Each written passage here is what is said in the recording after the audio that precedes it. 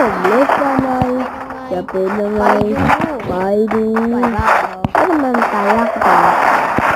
นี่คือสวยแล้วก็ไม่ได้ First blood ขอบคุณนะ มีอีกตัวหายไปแล้ว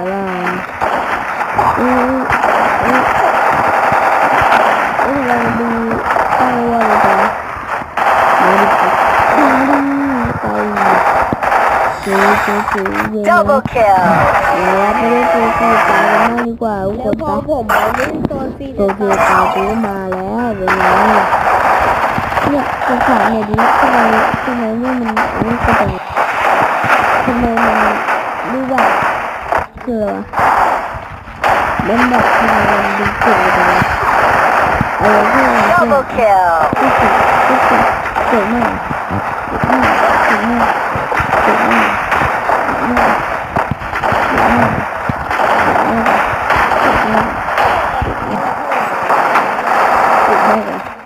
ากโอ้โหตัวนี้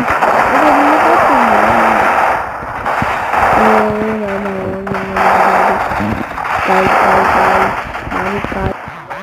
โอ้ไก่จะหายไปไหนไก่มันนี่ไก่ไปไหนเนี่ยโอ้ไก่หัวแตกนึง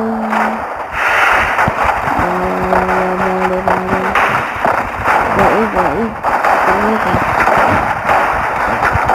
Double kill กาโช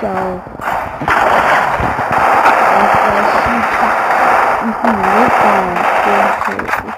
หวานเสียฟูมันแตกว่า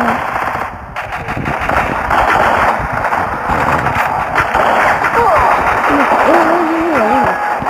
นี่มันเป็นไปจากไหนนี่มันต้องสุ่มเจอพวกนี้ด้วยวะแบบ